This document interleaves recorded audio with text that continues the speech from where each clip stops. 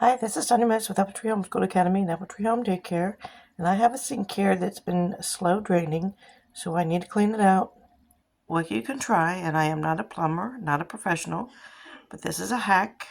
You can take some baking soda, put the baking soda in your drain first, and then follow up with some vinegar. It doesn't matter which kind.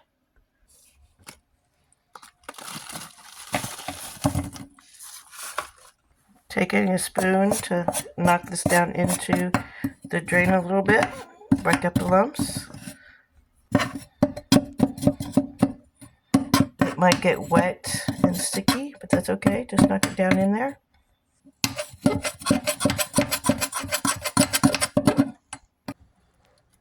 Okay, follow up with some vinegar. Voila!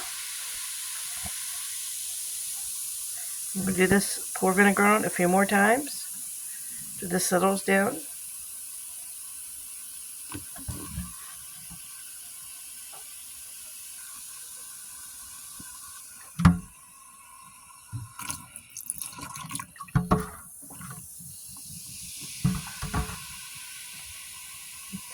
That should do the trick.